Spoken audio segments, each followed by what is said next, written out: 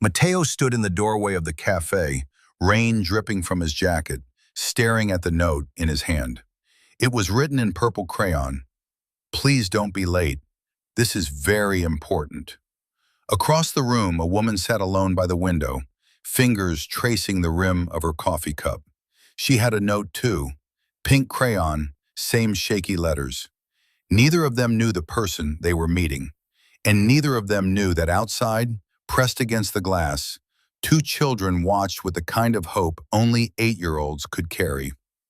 This was not a love story that began with a spark. This was a love story that began with a conspiracy.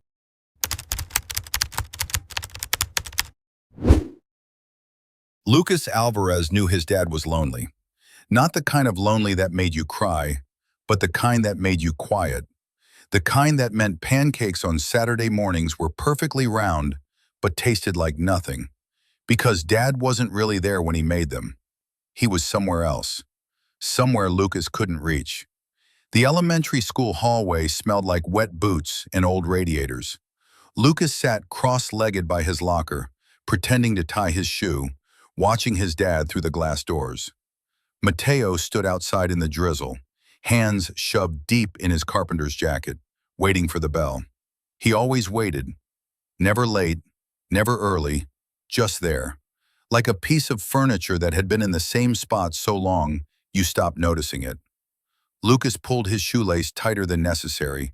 He'd learned not to ask Dad about stuff. Not about Mom. Not about why Dad worked late every night in the garage, building chairs nobody ordered. Not about why their house had too many lights on, but still felt dark. "He looks sad." The voice came from beside him. Emma Monroe, pink backpack, braided hair, 8 years old and way too smart for her own good. Lucas didn't look at her. "He's fine." "My mom looks sad too." Emma dropped down beside him, uninvited. She pulled out a juice box, stabbed the straw through with the precision of a surgeon. "She smiles a lot, but it's the wrong kind of smile. The kind grown-ups use when they don't want you to worry." Lucas finally glanced over. Emma's mom stood near the school office, holding a stack of library books, talking to another teacher. She laughed at something, but Emma was right. It didn't reach her eyes. Ms. Monroe had the kind of face that looked like it was trying too hard to be okay. "What happened to your dad?" Lucas asked. "He left."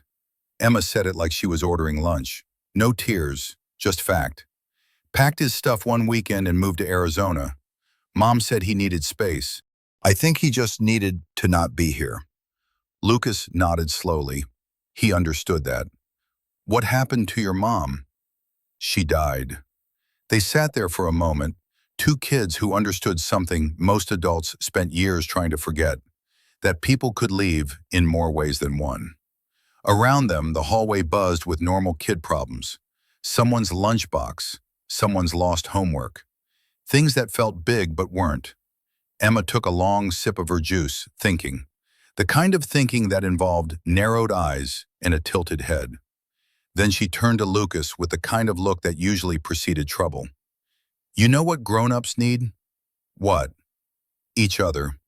She said it like it was obvious, like it was the answer to a math problem nobody else had figured out. Lucas blinked. "That's stupid." "No," Emma said, standing up and brushing off her skirt. "That's a plan." The bell rang. The hallway flooded with noise, backpacks zipping, sneakers squeaking, teachers calling out reminders. But Lucas stayed sitting, watching his dad's shadow through the rain-streaked glass, wondering if maybe Emma Monroe wasn't as stupid as he'd thought, because Dad was lonely. And maybe lonely didn't have to be forever. The workshop smelled like sawdust and rain. Mateo ran his hand along the edge of the table he'd been sanding for 3 days, feeling for imperfections his eyes couldn't catch. The grain was Douglas fir, smooth and honest. Wood didn't lie, it didn't leave, it just was. Outside, the afternoon light bled gray through the garage windows. He should have finished this piece last week, should have delivered it to the couple in Astoria who'd ordered it for their anniversary. But every time he got close to done, he found another flaw, another reason to keep working. His phone buzzed on the workbench. Mateo ignored it, Probably another client asking about timelines. He'd respond later. He always did. Just never on time. The chisel slipped, not much. Just enough to nick the corner he'd spent an hour perfecting. Mateo set it down carefully, precisely, and took a breath. Then another. His therapist said he should count to 10 when things went wrong. He made it to 4 before picking the chisel back up. "Dad?" Lucas appeared in the doorway, backpack still on, hair damp from the walk home. "Yeah, buddy. Can I have a snack?" "Crackers are in the pantry." Lucas didn't move. He did that sometimes.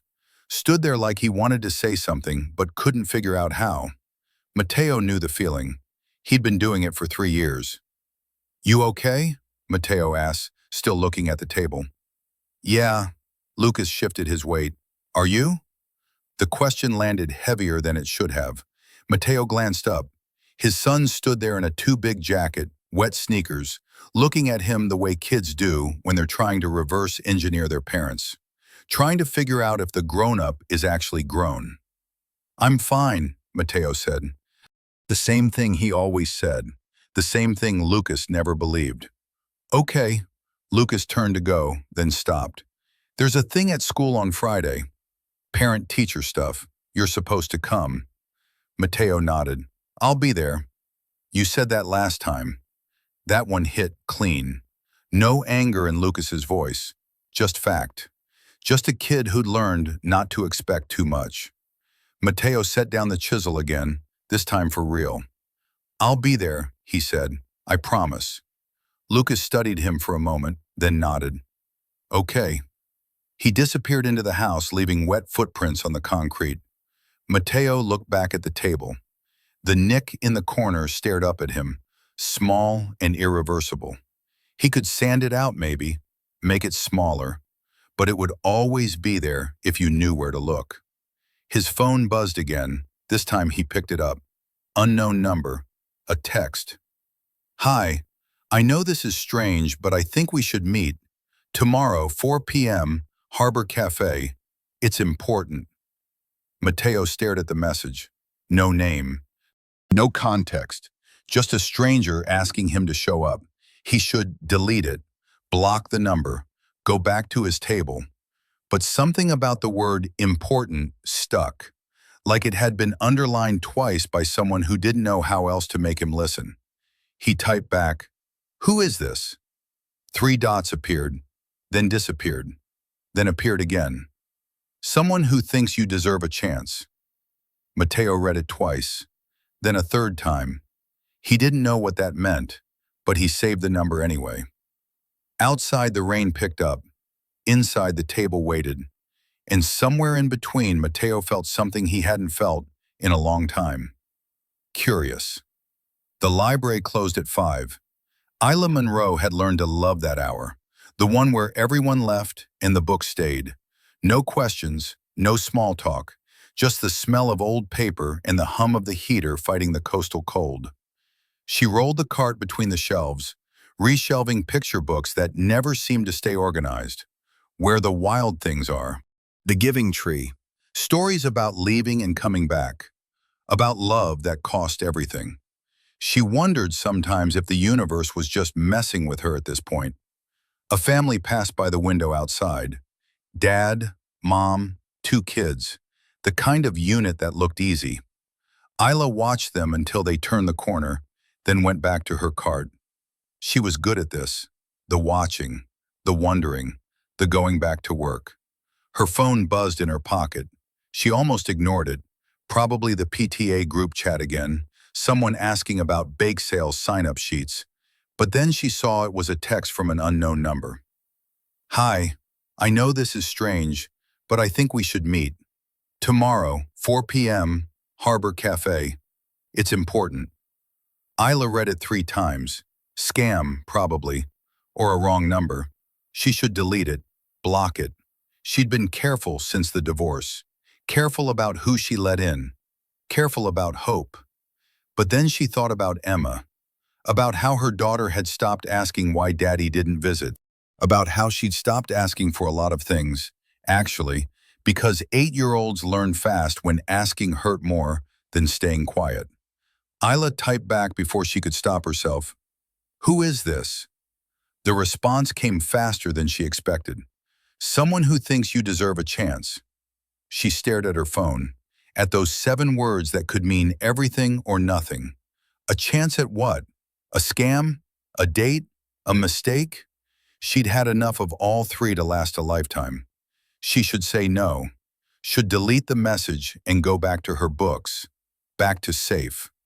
But then Emma appeared at the library door, pink backpack bouncing, braids coming loose, looking at Isla with that expression kids get when they're trying to be brave. Mom, can we get hot chocolate on the way home? Sure, sweetheart. Emma smiled, the real kind, the kind that made Isla's chest hurt because it was so rare these days. You're the best. Isla watched her daughter skip toward the exit, and something shifted. Not big, not loud, just a hairline crack in the wall she'd been building for 2 years. Emma deserved a mom who said yes sometimes, who took chances, who didn't treat the world like it was waiting to hurt her. She looked back at her phone. Okay, 4 p.m., but if this is weird, I'm leaving. The reply came immediately. Deal. I'll be the one who looks just as nervous as you. Isla almost smiled. Almost. Then she locked her phone, grabbed her coat, and tried not to think about what tomorrow might mean. Tried not to hope. She was really bad at not hoping. Outside, Emma pressed her face against the glass door, breath fogging it up, drawing a smiley face with her finger. And for the first time in months, Isla thought maybe the universe wasn't messing with her. Maybe it was just giving her a push. Okay, so they both said yes. Emma sat on the swings at the playground, phone held up like evidence. Lucas's mom's old phone, the one she wasn't supposed to have but Emma had borrowed for emergencies. This counted as an emergency. Lucas kicked at the gravel. This is a bad idea. This is a great idea. Emma scrolled through the messages, grinning like a tiny criminal mastermind. Look, your dad said, okay. My mom said, okay. That's basically a binding contract. That's basically lying. It's not lying, it's strategic truth management. Emma had heard that phrase on a lawyer show once and had been waiting for the perfect moment to use it. This was it. Lucas grabbed the swing chain. What if they get mad? Emma stopped swinging. She looked at Lucas, really looked at him, and saw what she saw in the mirror sometimes. A kid who was tired of being careful, tired of watching grown-ups be sad and not doing anything about it. Then they get mad, but at least they'll be mad together. That's better than sad alone. Lucas considered this. Finally, he sighed. Okay, but if this goes bad, it won't. But if it does, then we'll fix it. Emma hopped off the swing, landing with a confident thud. That's what kids do. We fix stuff grown-ups are too scared to fix themselves. Emma pulled out 2 pieces of paper and a box of crayons. We need to write them notes for the café so they know it's real. They're going to know we did this. Not if we're smart. Emma selected a purple crayon, tested it on her palm. She started writing, tongue poking out in concentration. Please don't be late. This is very important. She signed it with a little heart. Lucas picked up a pink crayon, hesitated. What if they actually like each other, and then it doesn't work and they're even sadder than before? The question sat between them, heavy and real. Emma hadn't thought about that, but then she remembered her mom's face that morning, the way she'd stared at her coffee for too long, like she'd forgotten it was there. Then at least they tried, Emma said quietly. That's more than they're doing now. Lucas took the crayon, started writing. Please don't be late. This is very important. He didn't sign it with a heart. He signed it with a small daisy. Emma looked at both notes side by side. They looked real enough, innocent enough, like the universe had sent them instead of 2 8-year-olds with too much hope and not enough supervision. Tomorrow at 4, Emma said, we tell them we're going to the library after school. And then? And then we watch. Emma folded the notes carefully, slipped them into her backpack. And we hope we're right. Lucas nodded. And for the first time in a long time, he felt like maybe he was doing something. Not just watching, not just waiting, even if it was terrifying. Mateo stood in front of his closet at 3:47 p.m., holding two shirts like they were evidence in a trial. The blue one or the gray one? The blue one made him look like he was trying. The gray one made him look like he'd given up. He went with gray. Lucas watched from the doorway, backpack still on. You look nervous. I'm not nervous. You changed shirts 3 times. Mateo pulled on his jacket, checked his pockets for his keys, wallet, phone. The note was still there, folded in purple crayon. He'd almost thrown it away twice. I'm meeting someone. It's not a big deal. Is it a date? No. Then why do you look like it's a date? Mateo stopped, looked at his son. Lucas had his mother's eyes, dark, sharp, the kind that saw through every lie Mateo had ever tried to tell. I don't know what it is, Mateo said honestly, but I promised I'd show up. Lucas nodded slowly. Okay, I'm going to the library with Emma. You are? Yeah, we have a project. Mateo didn't remember hearing about a project, but Lucas was already heading for the door. Be back by 6, Mateo called after him. You too, Lucas said, and then he was gone. Isla changed her dress 4 times. The black one was too formal. The floral one was too eager. The blue one had a stain she hadn't noticed until now. She settled on jeans and a sweater because jeans didn't have expectations. Emma sat on the bathroom counter, swinging her legs, watching. You look pretty. I look like I'm trying too hard. You look like someone who deserves good things. Emma said it so simply, like it was a fact instead of a hope. Isla's chest tightened. I don't even know who I'm meeting, sweetheart. Maybe that's the point. Emma hopped down, grabbed her backpack. I'm going to the library with Lucas. We have a thing. What thing? A project thing. Isla didn't remember signing a permission slip, but Emma was already at the door, pink backpack bouncing. Be careful, Isla said. You too, Emma said, and then she was gone. Isla stood in her bedroom, listening to the silence. She picked up her phone, stared at the address for Harbor Café. She could still cancel, could text back and say she'd changed her mind, that this was weird and impulsive and not who she was anymore. But then she thought about Emma's face, about the way her daughter had looked at her just now, like she believed her mom could still be someone who did things, someone who wasn't just surviving. Isla grabbed her coat and left before she could talk herself out of it. Outside, the rain had stopped. The sky was still gray, but the kind of gray that felt like it might clear. And somewhere across town, a man in a gray shirt was walking toward the same cafe, holding the same kind of hope he didn't know how to name. Neither of them knew their children were watching. Neither of them knew this was the easy part. The Harbor Cafe smelled like coffee and wet jackets. Mateo pushed through the door at exactly 4 p.m., scanning the room like he was looking for someone he'd recognize. He wasn't. He had no idea who he was supposed to meet. And then he saw her. Alone by the window, mid-30s, brown hair pulled back, fingers wrapped around a coffee cup like it was the only thing keeping her grounded. She looked up when the door chimed, and their eyes met for half a second before they both looked away. Mateo's phone buzzed. That's her. Go. Unknown number. Same one from yesterday. He walked over before he could change his mind. Hi, he said. I think I'm supposed to be meeting you? Isla looked up and he saw the exact same confusion on her face. You got a weird text too? Purple crayon note. Pink crayon, she held it up. Their notes were almost identical. Same handwriting, same message. They both sat down at the same time, more out of shock than agreement. This is, Isla started. Weird, Mateo finished. They sat in silence. Mateo noticed she hadn't touched her coffee. He hadn't ordered one. Outside, the rain started again, soft taps against the window. "I'm Isla," she said finally. "Mateo. Do you have any idea who set this up?" Mateo shook his head. "No. You?" "No." But even as she said it, something flickered across her face. A suspicion.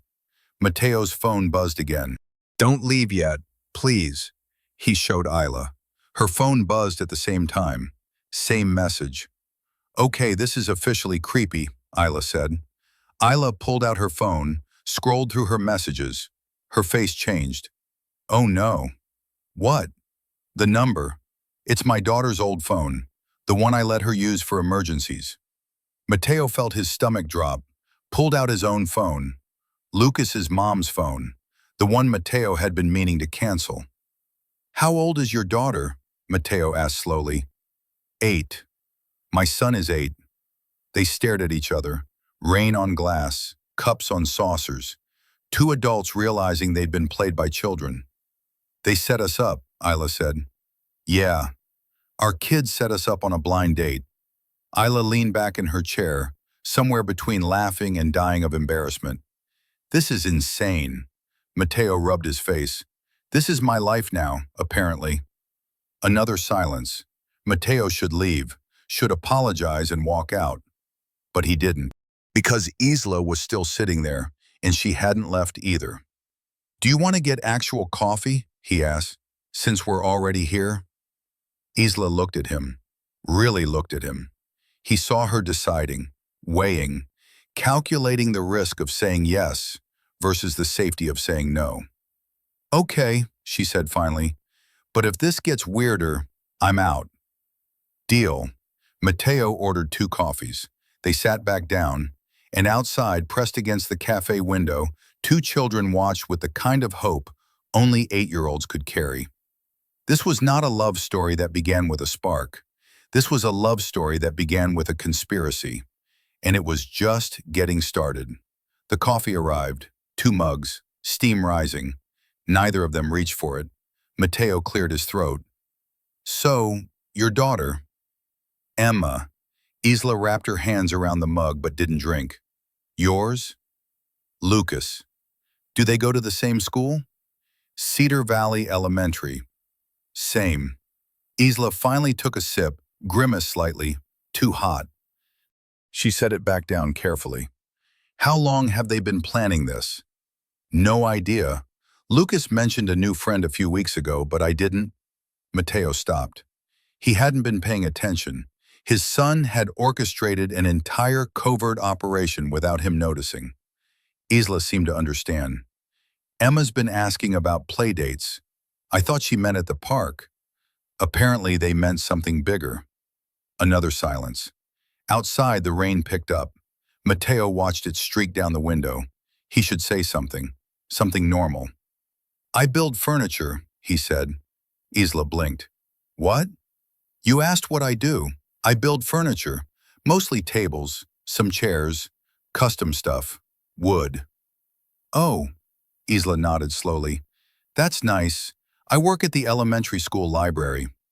That's how Emma knows Lucas. Probably. Worst first date conversation in history. Mateo wanted to leave, but Isla was still here, still trying, and something about that made him stay. "I'm sorry," he said suddenly. I'm not good at this." "At what?" "Talking, meeting people, being here." He gestured vaguely at the cafe. "I haven't done this in a long time." Isla's expression softened. "Me neither." "How long?" 2 years. Divorce." She said it flatly, like she'd rehearsed it. "You?" 3 years. My wife died." The words landed heavy. Isla's face changed. Sympathy. Understanding. Mateo hated that look. "I'm sorry," Isla said quietly. "Don't be. It's—" Mateo stopped, took a breath. "It's fine. I'm fine." "You don't look fine."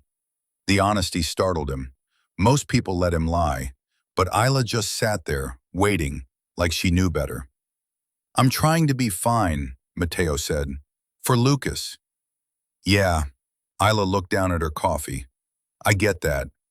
Two people who'd been broken in different ways, trying to figure out if their kids were geniuses or insane. Mateo suspected both.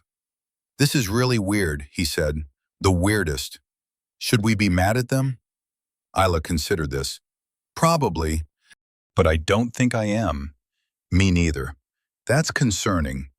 And then, for the first time since he'd walked into the cafe, Mateo almost smiled. Not quite, but close. Isla saw it, and something in her face relaxed. One more question, she said. Okay, do we tell them we know? Mateo thought about it, about Lucas watching from wherever he was watching from, about the hope in his son's eyes when he'd asked if this was a date. Not yet, he said. Let's see what they do next. Isla raised an eyebrow. You want to let them keep conspiring? I want to see how far this goes. That's either brilliant or terrible parenting. Probably both. Isla finally smiled. Small, real, the kind that reached her eyes. And outside the cafe window, two 8-year-olds high-fived in the rain. They talked for another 20 minutes. Safe topics, the weather, the school, how Cedar Valley Elementary was facing budget cuts and might consolidate with the district's other schools. Isla's face tightened when she mentioned it.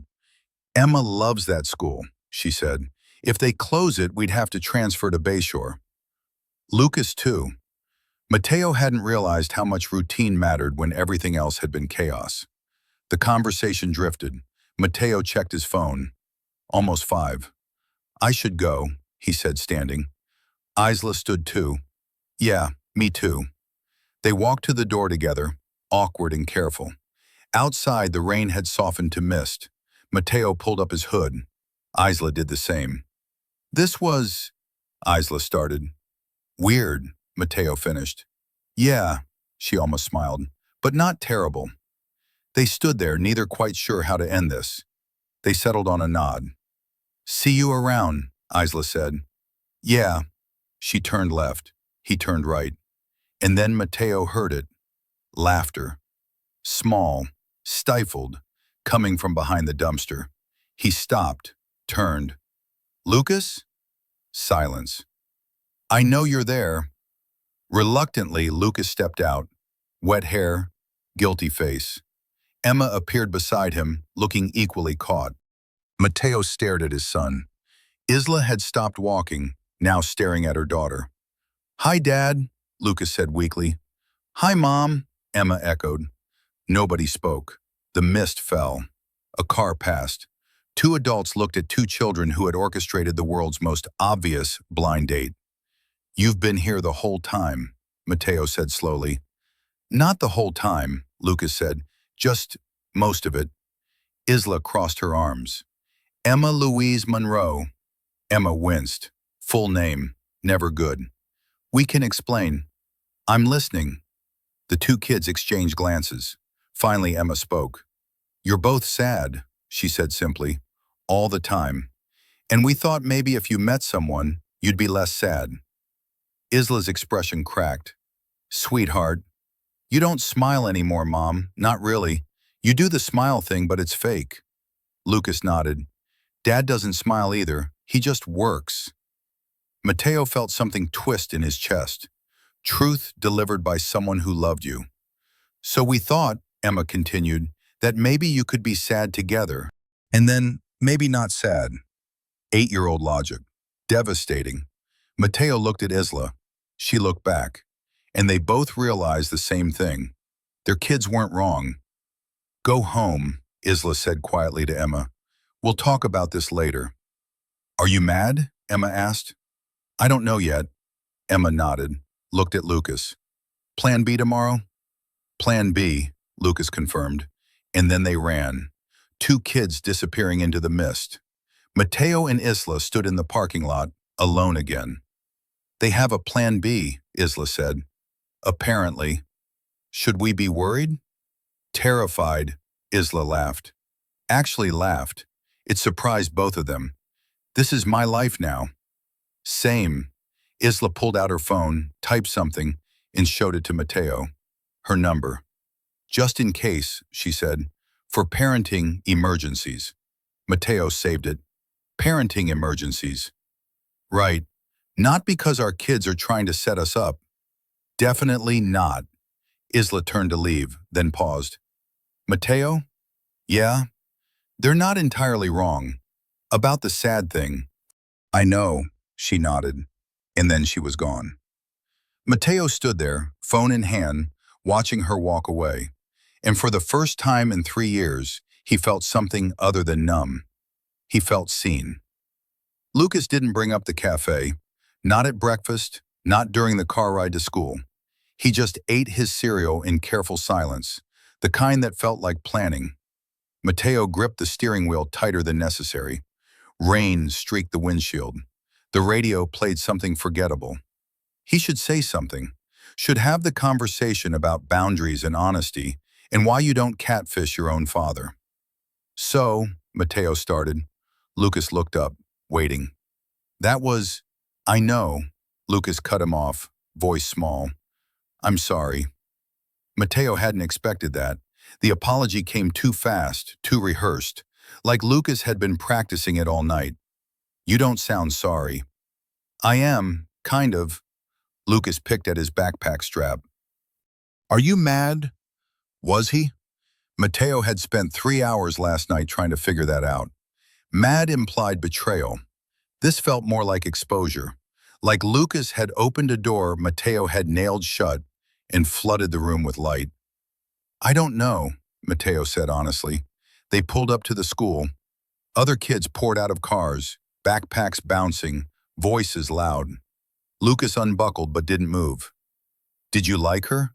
He asked quietly. Mateo's chest tightened. That's not the point. But did you?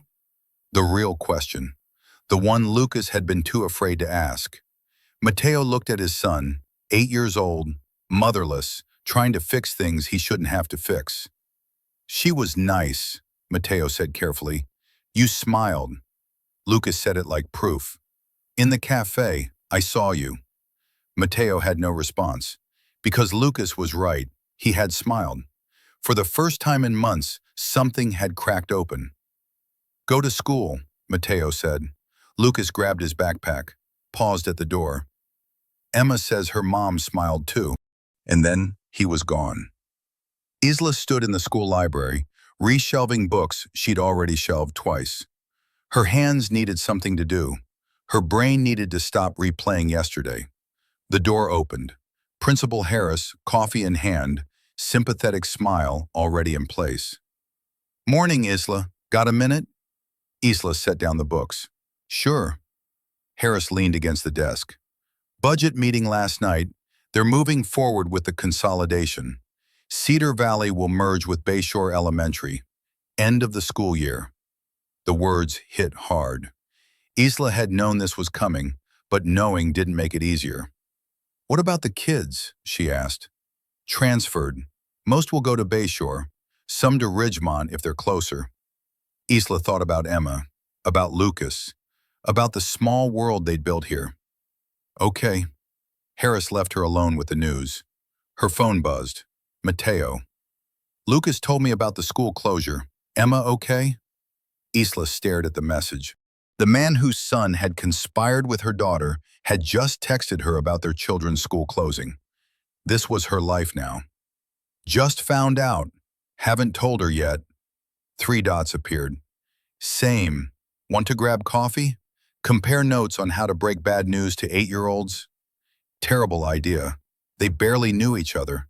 Their kids had orchestrated their first meeting.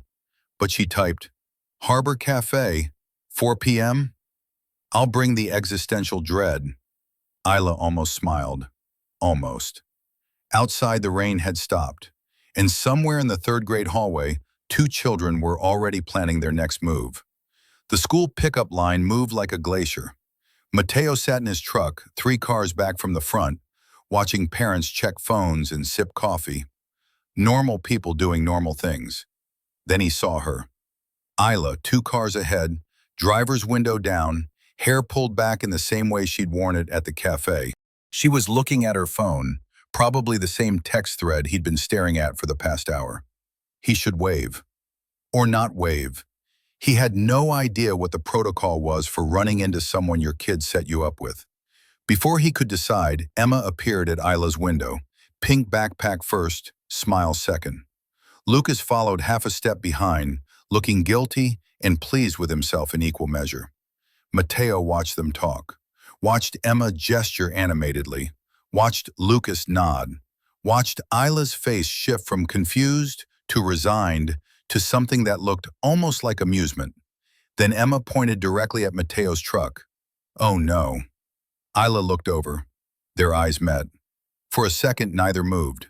Then Isla did something unexpected. She laughed. Not a polite laugh, a real one. The kind that came from the absurdity of the situation rather than any attempt to be gracious. She rolled down her window, called over. Did you know about this? Mateo leaned out his window. About what? Apparently our children have signed us up to volunteer at the school carnival next week. They what? Emma waved cheerfully. It's for a good cause. Lucas gave a thumbs up. The line moved. Isla's car rolled forward. She called back, 4 o'clock. We're still on? I'll be there, Mateo said. She drove off. Emma waved from the back seat like a tiny politician. Lucas climbed into Mateo's truck, grinning like he'd just won something. Seatbelt, Mateo said. Lucas clicked it in. You're not mad. I didn't say that. You're not, though. Mateo pulled out of the parking lot. What exactly did you and Emma sign me up for? Face painting booth. You're good at details. I build furniture. Same thing. Lucas looked out the window, still smiling. Ms. Monroe is doing the book exchange table. Convenient. Very. They drove in silence for a minute. Mateo should be upset. Should lecture Lucas about boundaries and appropriate behavior. Should explain that you can't just volunteer people for things without asking. You really like her, Lucas said quietly. Not a question, an observation. Mateo's hands tightened on the wheel. I don't know her. But you want to. That was the problem, wasn't it? Mateo did want to. And that terrified him more than anything Lucas could have conspired. Just no more surprises, okay? Mateo said. Okay, Lucas paused. Does that mean you're going to the carnival? Mateo sighed. Yes. And coffee today? Yes. Cool. Lucas went back to looking out the window, but Mateo caught the smile reflected in the glass.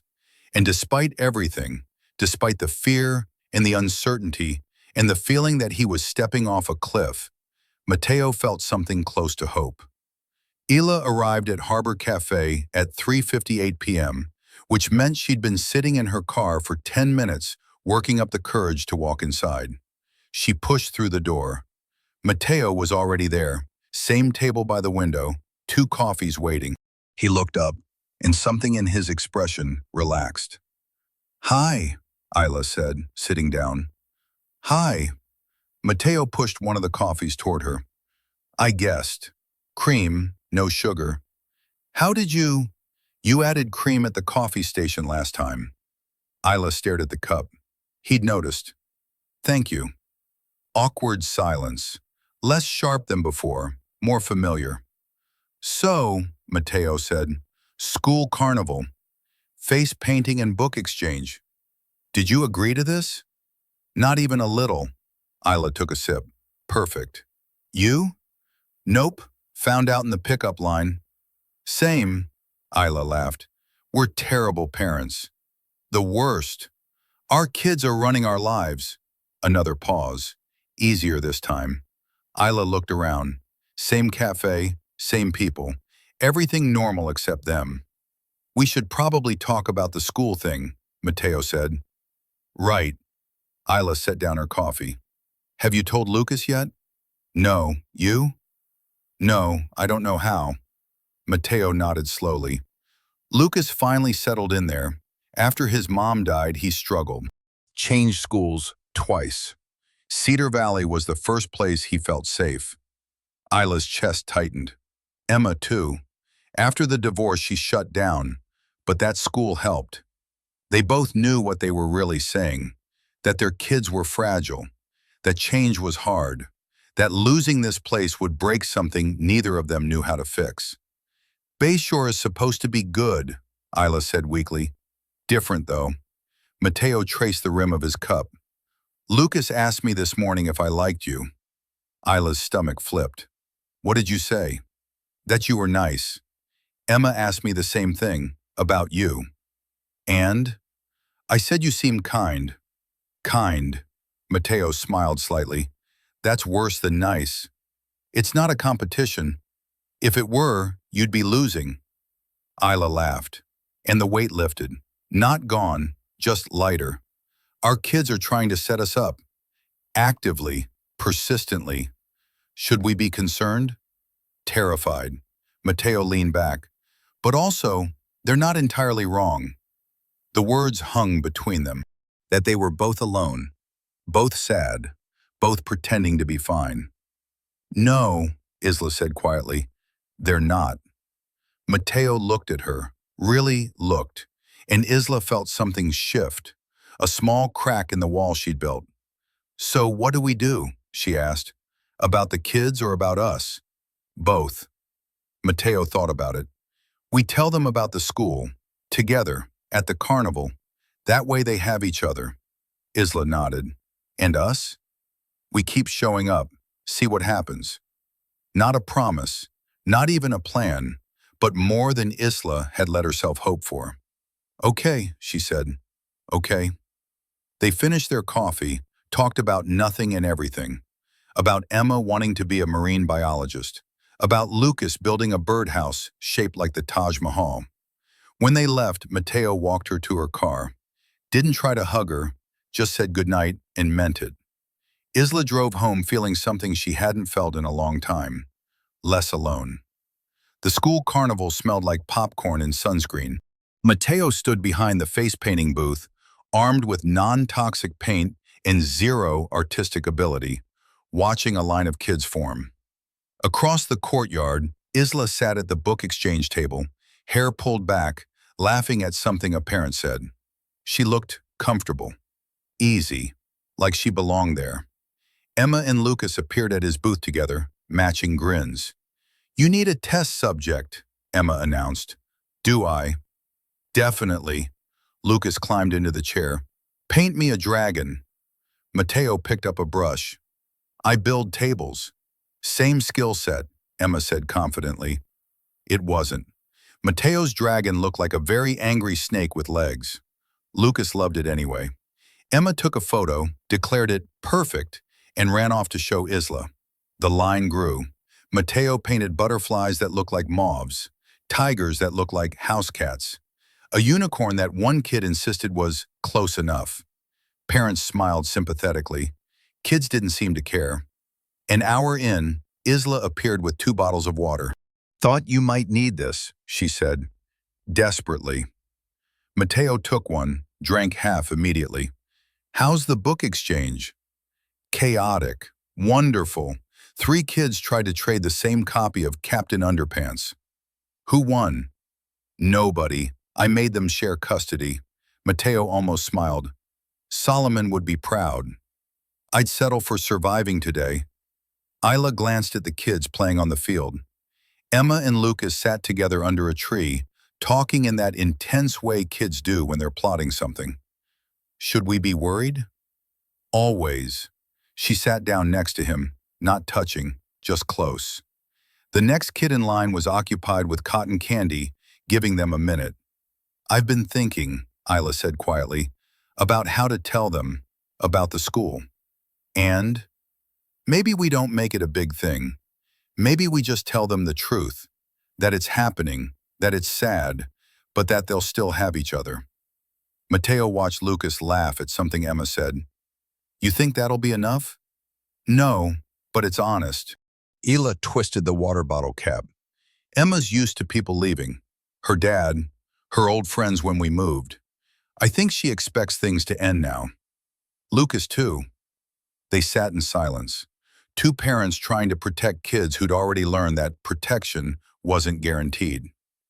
After, Mateo said, after we tell them, maybe we all get ice cream, the 4 of us.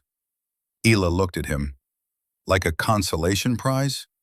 Like a promise that some things stay. Something shifted in Ila's expression. Softened. Okay, okay. The cotton candy kid finished and approached the booth. Mateo painted a reasonable approximation of a rocket ship. The kid looked thrilled. His mom looked confused. Ila returned to her table. But before she left, she touched Mateo's shoulder. Brief, light, gone before he could respond. And Mateo spent the next hour painting faces with hands that shook slightly, wondering when exactly he'd stop being afraid. They told the kids at dusk.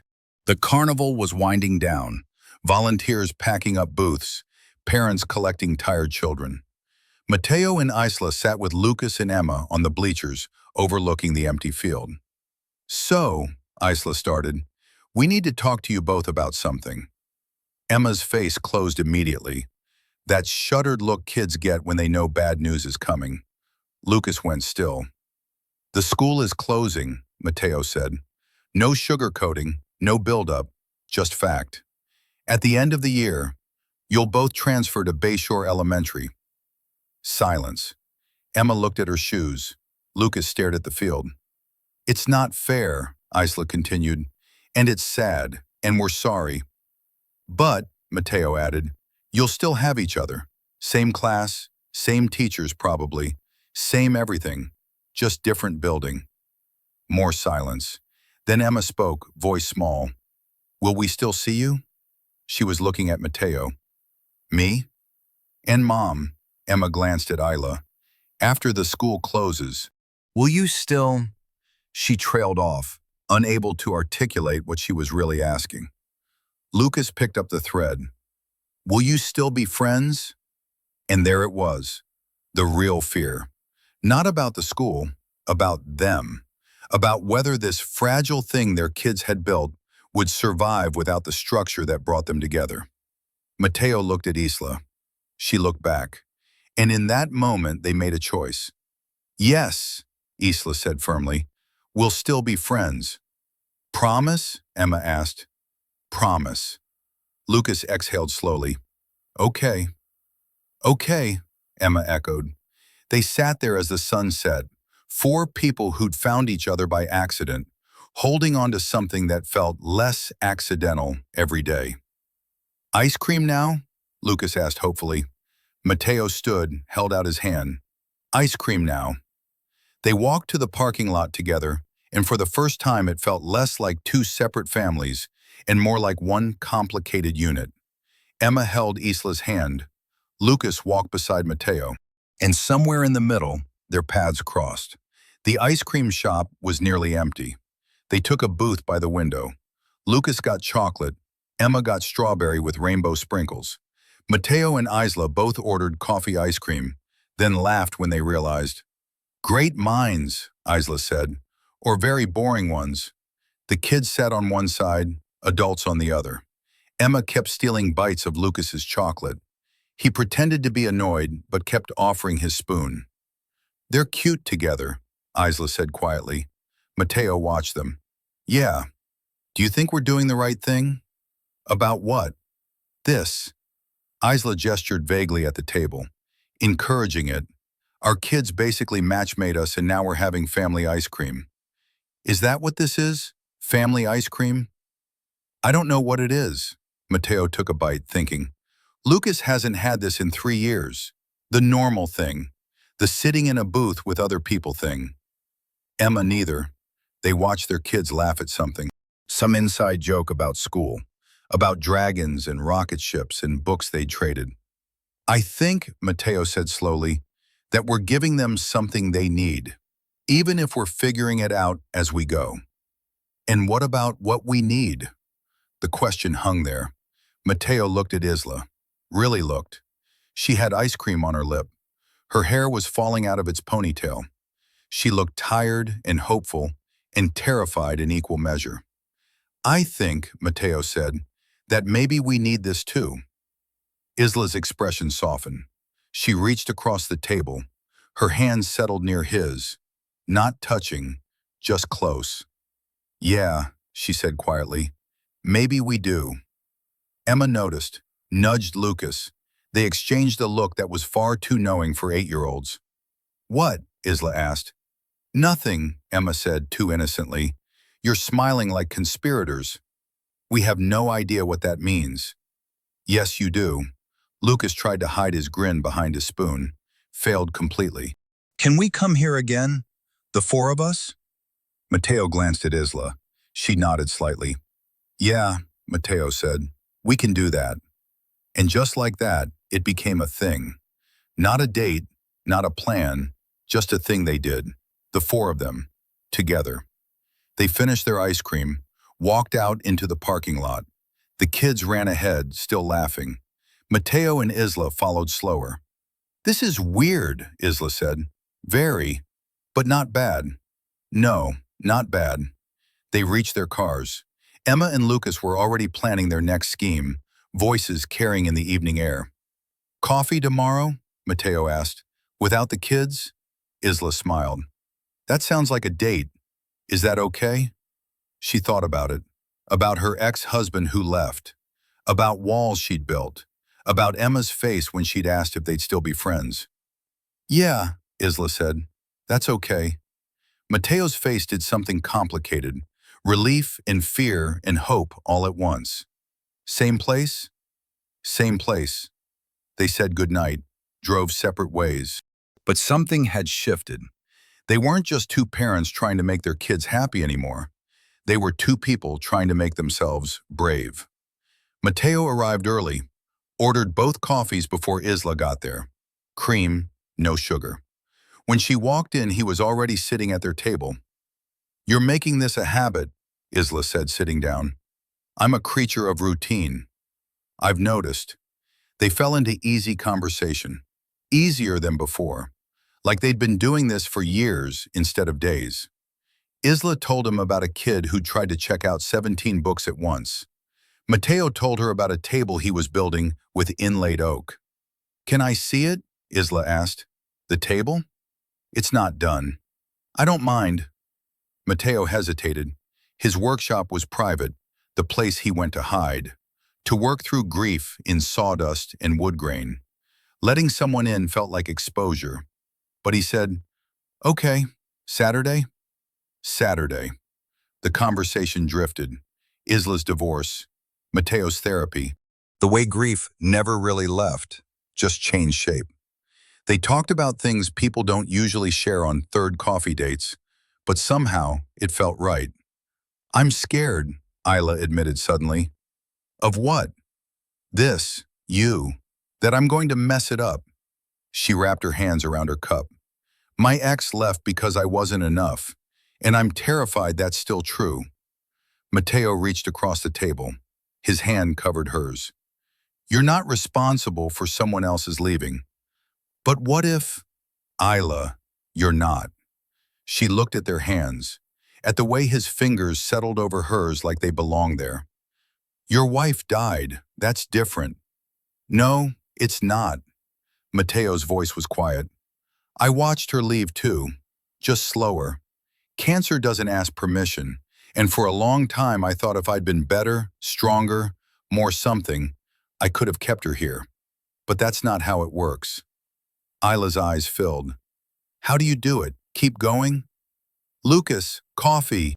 "Tables that don't need to be perfect, but I make them anyway." He squeezed her hand. "And now this. You.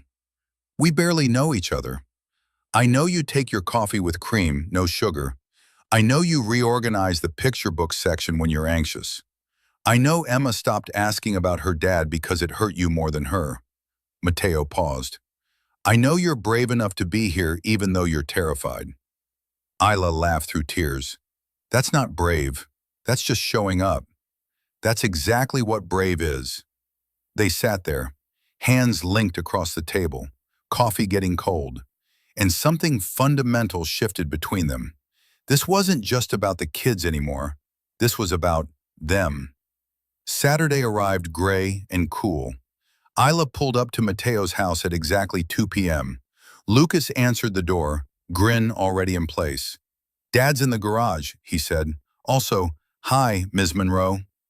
"Hi, Lucas. Where's Emma?" Backyard. We're building a fort. Supervised? Define supervised. Isla gave him a look. Lucas sighed dramatically. Dad checked on us twice already. Good. She found Mateo in the garage, hands moving over a half-finished table, checking grain lines she couldn't see. He looked up when she entered. Hi. Hi. Isla stepped closer. The workshop smelled like fresh-cut wood and something else, something clean and honest. This is beautiful. It's not done. Can I touch it? Mateo nodded. Isla ran her hand along the edge. Smooth. Perfect. Like touching something that mattered. Douglas fir, Mateo said. For a couple in Astoria. 50th anniversary. 50 years. Yeah. Isla kept her hand on the wood. Do you think that's real? Loving someone that long? I think it's work. Every day. Choosing to stay.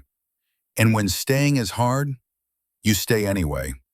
Mateo moved beside her, close enough that she could feel warmth from his arm. My wife and I had 7 years, not 50, but they were good years, real years, even the hard ones. Isla turned to face him. I was married for 5. Only the last 2 were hard, but they were really hard. I'm sorry. Don't be. It made me who I am, made Emma who she is. Isla looked around the workshop, at the tools hanging in careful rows, at the sawdust on the floor, at this man who built things with his hands because it was the only way he knew how to cope. You're different than I expected. Different how? Quieter, sadder, she paused, kinder. Mateo's expression did something complicated. You're different too. How? Braver. Isla laughed softly. I'm not brave. You're here. So are you. They stood there in the garage, autumn light filtering through dusty windows, and Mateo realized something terrifying. He wanted to kiss her. Not because the moment demanded it, not because it seemed like the next logical step, but because Isla was standing in his workshop, looking at his unfinished work like it mattered, and he wanted to close the distance between them. But he didn't. Because scared wasn't the same as ready. Come on, he said instead. Let's check on the kids before they burn down the fort. They walked outside together. The kids had built something architectural and unstable. Emma was directing. Lucas was executing. It looked like it might collapse at any moment. Should we intervene? Isla asked. Probably. Are we going to? No. They sat on the back porch steps, watching their children build something that wouldn't last, but mattered anyway. And Isla leaned her head against Mateo's shoulder. He didn't move, didn't pull away, just sat there, letting her weight settle against him like it belonged. And for the first time in 3 years, Mateo thought maybe, just maybe, he could do this. 2 weeks later, they had dinner, the 4 of them. Mateo's house, nothing fancy, just spaghetti and garlic bread and kids who couldn't sit still. Emma helped Isla make the sauce. Lucas set the table with Mateo, arranging forks with the precision of an architect. They ate together, passing bread, laughing at bad jokes, existing in that easy way families do when they forget to be careful. After, the kids disappeared upstairs to play video games. Mateo and Isla cleaned the kitchen in comfortable silence. This feels normal, Isla said, drying a plate. Is that bad? No, just unexpected. She set down the plate. 3 weeks ago, we didn't know each other. Now we're doing dishes. And carnival volunteering. And ice cream. And fort supervision. Isla smiled. We're very domestic. Terrifyingly so. She moved closer. Mateo's hands stilled in the soapy water. Isla reached up, touched his jaw. He froze. Is this okay? She asked. I don't know. Mateo. I haven't. He stopped, took a breath. I haven't done this since. I know. I don't know if I remember how. Isla's hand stayed on his face, gentle, patient. We'll figure it out. And then she kissed him, soft, brief, A question more than an answer. Mateo didn't pull away, but he didn't kiss back either. Just stood there, frozen, feeling everything and nothing at once. Isla stepped back. Sorry, I shouldn't have. No, it's not. Mateo struggled for words. I want to, I just. You're not ready. I don't know. Isla nodded. No judgment, no hurt, just understanding. That's okay. But it wasn't, because Mateo could see it in her eyes. The small crack, the beginning of doubt. And he knew that if he didn't figure out how to be brave soon, he was going to lose this before it even started. Upstairs, the kids laughed at something. Down here, two adults stood in a kitchen, wanting the same thing, but unable to reach it. I should go, Isla said quietly. Isla, it's fine, really, she called up the stairs. Emma, time to go. Emma appeared disappointed. Already? School night. They gathered coats in backpacks. Lucas hugged Emma goodbye like it had been weeks instead of hours. Mateo walked Isla to her car. I'm sorry, he said. Don't be. Isla opened the car door. I knew what I was getting into. Did you? No, but I'm here anyway. She drove off. Mateo stood in the driveway, watching taillights disappear, feeling like he'd just failed some test he didn't know he was taking. Lucas appeared beside him. You messed up. I know. Are you going to fix it? Mateo looked at his son. At 8 years old and too wise. I don't know how. You start by being less scared. Simple. Devastating. True. Mateo went inside, lay in bed, stared at the ceiling, and tried to figure out how to be brave when brave felt impossible. 3 days passed. Mateo texted twice. Isla responded once. Short answers, polite distance. On the 4th day, he called. Hi, Isla said. Can we talk in person? Silence. Then, okay, Harbor Cafe? I'll be there.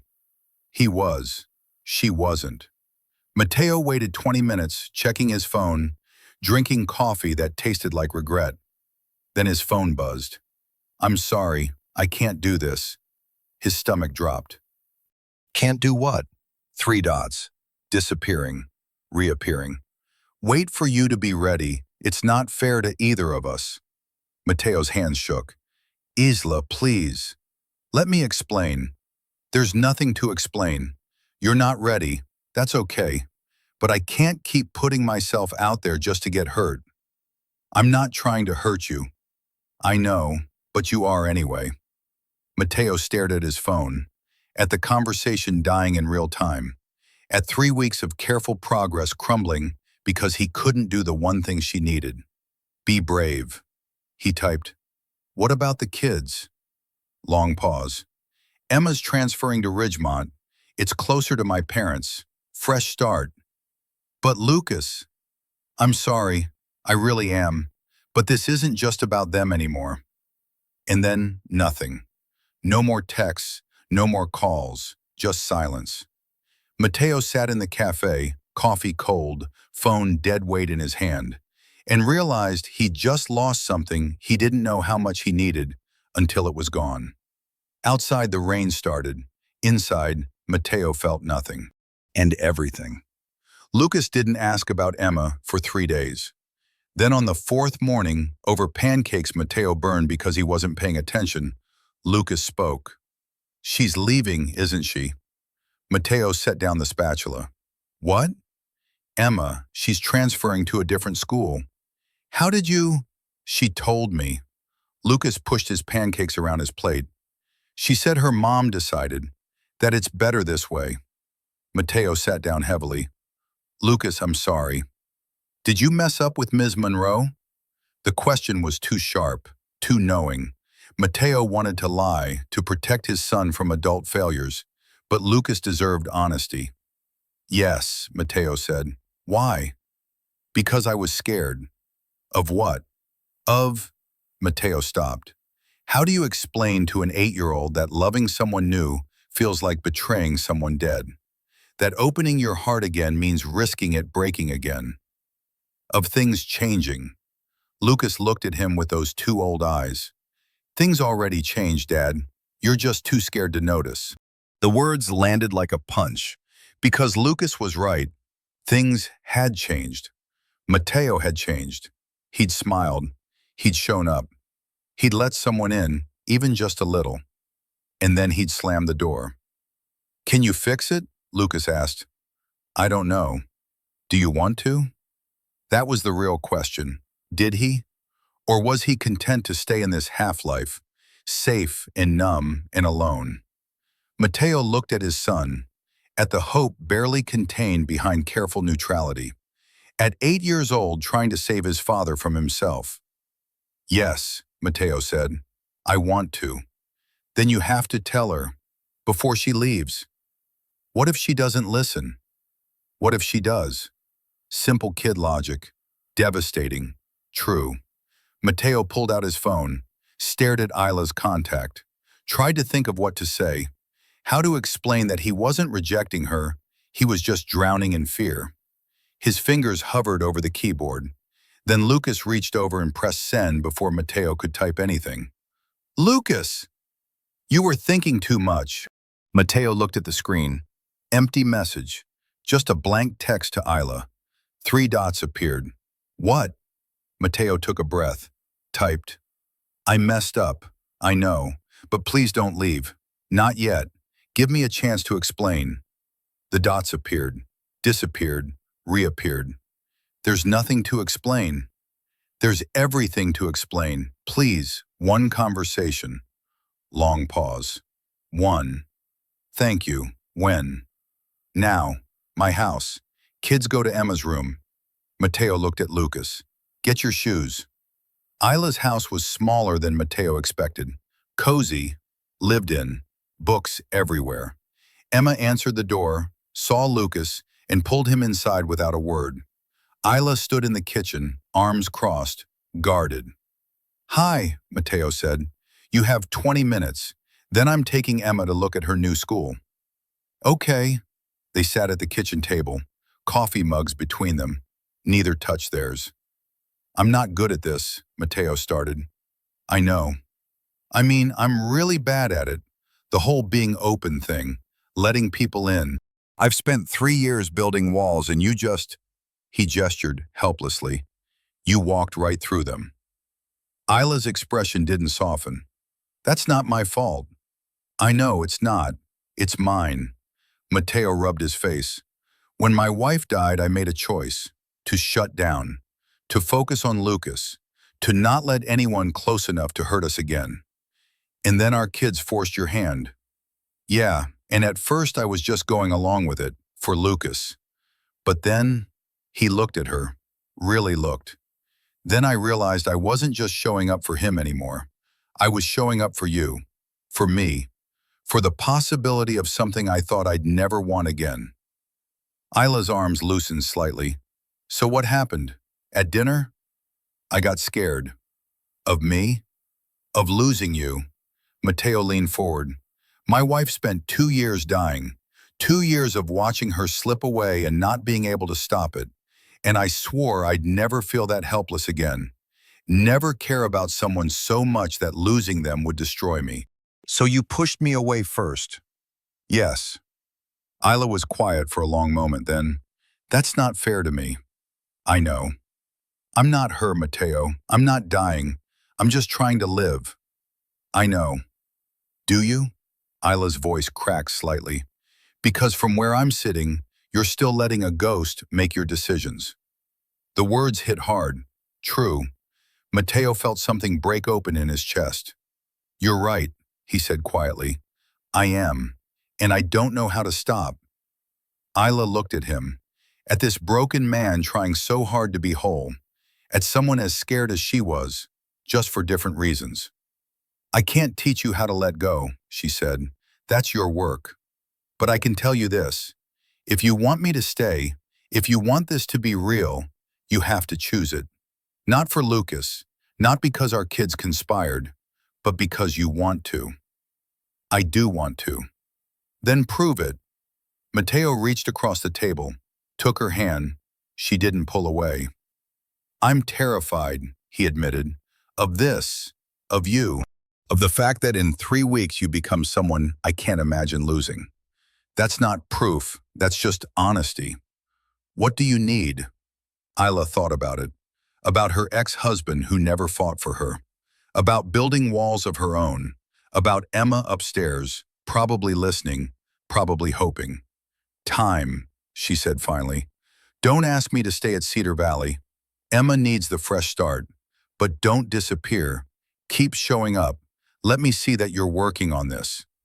How long? As long as it takes. It wasn't a yes, but it wasn't a no either. Mateo squeezed her hand. Okay, okay. They sat there, hands linked, coffee cold, and something fragile hung between them. Not broken, not fixed, just trying. Emma's last day at Cedar Valley was a Friday. Lucas brought her a card he'd made himself. It had a badly drawn picture of them standing under a tree, and inside it said, "Long-distance friendship is still friendship." Emma cried. Lucas pretended not to notice. Mateo and Isla stood at a distance, watching. This is harder than I thought it would be, Isla admitted. For them or for us? Both. The kids hugged, long, tight, the way kids do when they know something is ending. We'll still see each other, Emma said. Every weekend, Lucas confirmed. Promise? Promise. They broke apart. Emma ran to her mom. Lucas walked to Mateo. The distance between the two families felt bigger than it had in weeks. See you Saturday? Isla asked. Harbor Café? Mateo said. Same time? Same time. It wasn't enough, but it was something. Isla drove away. Lucas watched until the car disappeared. You okay? Mateo asked. No. Me neither. They went home. Mateo tried to work but couldn't focus. Lucas built with Legos in silence. The house felt too quiet, too empty. At dinner, Lucas spoke. Are you going to fight for her? Mateo set down his fork. I'm trying. Try harder. Lucas. Dad, you're sad again. You were happy for like 3 weeks, and now you're sad. And I miss happy you.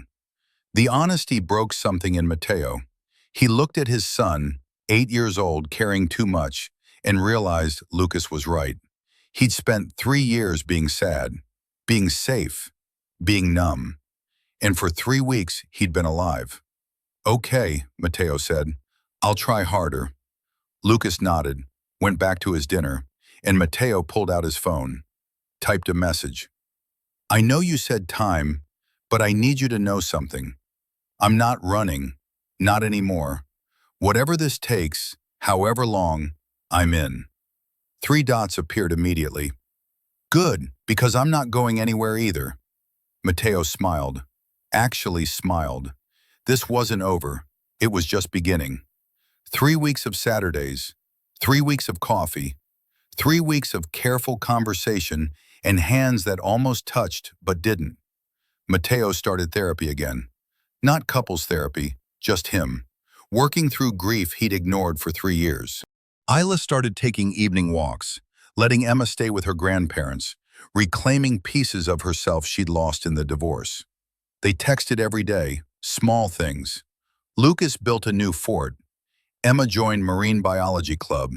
Mateo finished the anniversary table. Isla reorganized the library at Ridgemont. How's it going? Lucas asked one Saturday morning. Slow, Mateo admitted. But going? Yeah, going. Lucas seemed satisfied with that. At their 4th Saturday coffee, Isla brought up the subject neither had touched. My therapist asked me something, she said. What? Whether I was waiting for you to be ready or waiting for permission to want this. Mateo set down his cup. And? I think maybe both. Isla twisted her napkin. I spent 5 years in a marriage where I was never enough, where every attempt to connect was met with walls, and I swore I'd never do that again. I'm not him. I know, but the pattern feels the same. Me reaching, you retreating. I'm not retreating anymore. Aren't you? Isla looked at him. We've been doing this for a month. Coffee once a week, texts, but nothing changes. We're still in the same place. Mateo felt panic rise. I'm trying. I know, but trying isn't the same as doing. What do you want from me? I want you to kiss me. The words came out sharper than she intended. I want you to stop being so careful, to stop treating this like something that might break, because it's already fragile, Mateo. We're already barely holding on. I'm scared. So am I, but I'm here anyway. They sat in silence. The cafe buzzed around them. Normal people having normal conversations. Not two damaged people trying to build something from broken pieces. I saw her yesterday, Mateo said quietly. Isla blinked. What? My wife, not literally, just, he gestured vaguely. Lucas laughed at something, and for a second, I heard her laugh. And I felt guilty for being here, for wanting this, for moving on. Mateo, I know it's not rational. I know she's gone, but that doesn't make it easier. Isla reached across the table, took his hand. This time she didn't let go. My ex called last month, she said. First time in a year. He wanted to see Emma. I said yes. She said no. Isla's voice wavered slightly. And I realized that's what I've been doing, saying yes to people who don't deserve it because I'm afraid of being alone. I'm not him either. I know, but the fear is the same. They sat there, hands linked, both scared, both trying. What if we just stopped thinking so much, Mateo said. What? All this careful consideration, all this planning. What if we just… He pulled her hand closer. What if we just did it? Did what? And then Mateo stood, pulled Isla up with him, and kissed her. Not gentle, not careful, just real. Isla froze for half a second, then kissed him back, hard, desperate, like they were both drowning, and this was air. When they broke apart, they were both breathing heavy. Okay, Isla said. Okay? That was… Yeah.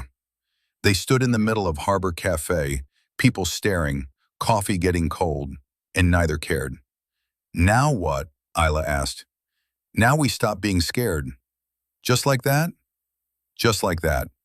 It wasn't that simple, they both knew it, but for the first time in weeks, it felt possible. 2 days later, Mateo picked up Isla for dinner. Actual dinner. At an actual restaurant. Emma stayed with her grandparents. Lucas stayed with a friend. Just the two of them. This feels weird, Isla said, buckling her seatbelt. Good weird or bad weird? I don't know yet. They went to a quiet Italian place. Nothing fancy, just pasta and wine and conversation that didn't revolve around their kids. Tell me something I don't know about you, Isla said. Like what? Anything, something real. Mateo thought about it. I hate mornings, always have. My wife was a morning person. She'd be up at 6, making coffee, annoyingly cheerful. I'd stumble down at 8, half dead. She used to joke that we were proof opposites attract. Isla smiled. I'm a morning person. I know. I've seen your 7 a.m. texts. Does that bother you? No. Mateo took a sip of wine. It makes me want to try. To be awake when you are, even if I'm miserable. That's either romantic or concerning. Can it be both? Isla laughed. And just like that, the tension broke. They talked through dinner, about Lucas's latest Lego creation, about Emma's marine biology project, about the table Mateo was building and the new library system Isla was implementing. And then Isla asked the question that had been hanging between them. Where is this going? Mateo set down his fork. Where do you want it to go? Don't do that. Don't put it back on me. I'm not. I'm asking what you want, because I'll meet you there, wherever it is. Isla studied him. This man who 3 weeks ago couldn't kiss her, who now sat across from her, open and honest, and terrified in equal measure. I want normal, she said finally. I want dinners like this. I want you to meet my parents. I want Emma and Lucas to have playdates that aren't secretly matchmaking schemes. I want to stop feeling like we're sneaking around. Okay, just okay? Isla, I want all of that too. Mateo reached across the table. I'm done being scared. Or at least, I'm done letting scared make my decisions. What changed? Lucas, you, me. Mateo squeezed her hand. 3 years of being numb taught me that safe isn't the same as alive, and I want to be alive again. Isla's eyes filled. That's the most you've said at once in a month. I've been saving it up. She laughed through tears. You're ridiculous. I'm trying. I know. They finished dinner. Mateo paid over Isla's protests. They walked to the car slowly, not ready for the night to end. At her door, Mateo hesitated. Can I kiss you again? He asked. You have to ask? I'm trying to be respectful. Mateo, kiss me.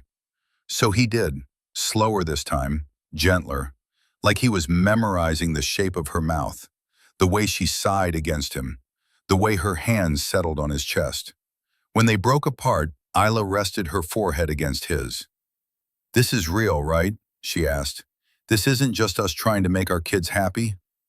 This is real. Promise? Promise. She pulled back, looked at him. Okay, then I'm in. Yeah? Yeah, all the way. No more testing. No more waiting to see if you'll run. I'm not running. Good, because I'm really bad at chasing. Mateo smiled. Actually smiled. Noted. He drove her home, walked her to her door, kissed her goodnight like a teenager, and drove away feeling lighter than he had in 3 years. When he got home, Lucas was already asleep, but there was a note on the kitchen counter. Did you fix it? Mateo smiled, wrote back. Getting there. He went to bed, stared at the ceiling, and for the first time, didn't see ghosts, just possibility. 2 months later, everything had changed and nothing had changed. Mateo still made coffee every morning. Lucas still forgot his homework. Isla still reorganized bookshelves when she was anxious. Emma still talked about marine biology like she was already a PhD candidate. But now, Saturdays meant the four of them. Not coffee dates or accidental meetings, just intentional time. The park, the library, Mateo's workshop where Emma and Lucas had started building their own table, crooked and uneven and perfect. You're doing it wrong, Emma told Lucas, pointing at the way he held the sander. I'm doing it my way. Your way is wrong. Mateo watched from across the garage, smiling. Isla stood beside him, shoulder touching his, comfortable in the silence. They're going to kill each other, she said. Probably. Should we intervene? Not yet. Lucas adjusted his grip. Emma nodded approval. Crisis averted. They went back to sanding in companionable silence, the kind only friends who'd been through something together could achieve. How's therapy? Isla asked quietly. Hard. Good. Mateo didn't elaborate. Didn't need to. Isla understood. Yours? Same. My therapist says I'm making progress. On what? Believing I deserve good things. Isla glanced up at him. It's harder than it sounds. Mateo turned to face her, put his hands on her waist. She stepped closer, automatic now. Easy. You do, he said, deserve good things. So do you. I'm starting to believe that.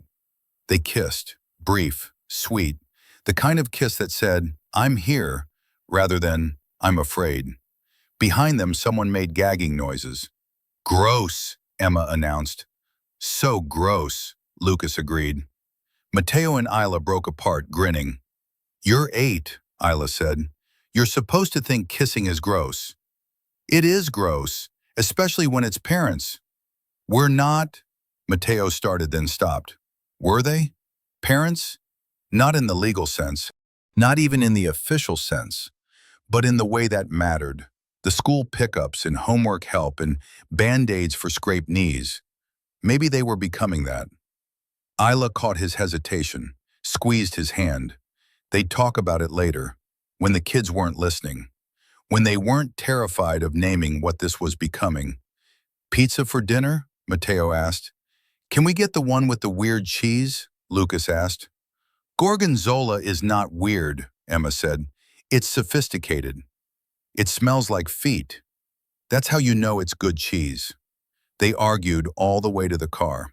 Mateo and Isla followed, hands linked, watching their kids be kids. Normal, happy, whole in a way neither had been for years. At the pizza place, they took their usual booth. The waitress knew their order now. Lucas's chocolate milk, Emma's Sprite, 2 adult coffees, 1 large pizza, half gorgonzola, half pepperoni, forever compromised. "Ms. Monroe," Lucas said, tongue purple from his drink, "are you going to marry my dad?" The table went silent. Mateo choked on his coffee. Isla froze mid-sip.